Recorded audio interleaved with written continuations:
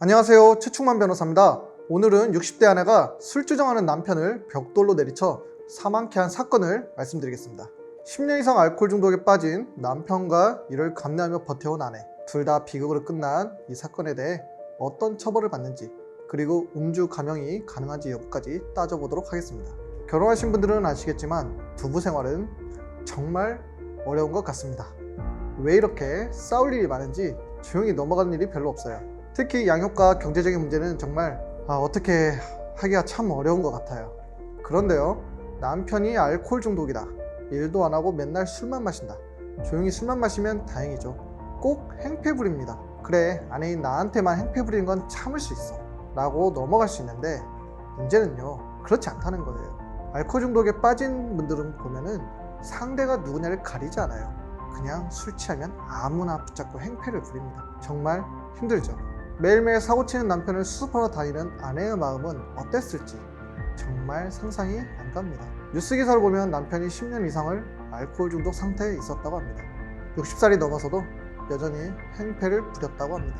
보다 못한 아내가 남편을 폭행하기 시작했고, 그러다 벽돌로 때려 숨지게 한 사건까지 발생했는데요. 자, 여기서 아내는 어떤 처벌을 받게 될까요? 사람이 죽었으니까 무조건 살인죄일까요? 아니에요. 사람을 때려 죽였다고 해서 무조건 살인죄가 되는 것은 아닙니다. 그럼 언제 살인죄가 될까요? 사람을 죽이려는 마음을 먹고 때렸을 때 살인죄가 되는 것입니다. 이 사건 같은 경우 아내에게 남편을 죽이려는 고의가 있었을까요? 여러분은 어떻게 생각하시나요? 아내에게 살인죄의 책임을 물을 수 있다고 보시나요? 살인의 고의는 주로 범행 도구가 뭐냐, 어떻게 죽였냐를 기준으로 판단하는데요. 도구가 총칼이면 사람이 쉽게 죽는다는 거 알 수 있잖아요. 그래서 살인죄가 인정될 수 있습니다. 그리고 총칼 아니더라도 목 조르기, 방화, 발로 얼굴이나 머리만 수십 차례 차는 행위 등은 누가 봐도 사람이 쉽게 죽는다는 것을 알 수 있죠. 그럼 살인의 고의가 인정될 수 있습니다. 이 사건 같은 경우 아내가 남편을 벽돌로 때려서 숨지게 했는데요. 살인의 고의가 있는 것 같나요?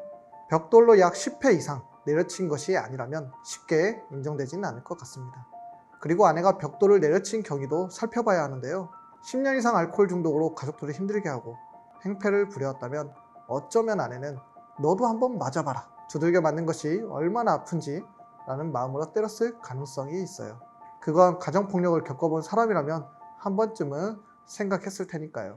그래서 제 생각은 이렇습니다. 이 사건은 상해치사죄로 처벌받을 가능성이 높아요. 벽돌로 사람 때리면 쉽게 상해 입을 것이라는 것은 누구나 알 수 있고요. 쓰러진 남편을 119로 병원에 데려갔으나 사망했어요.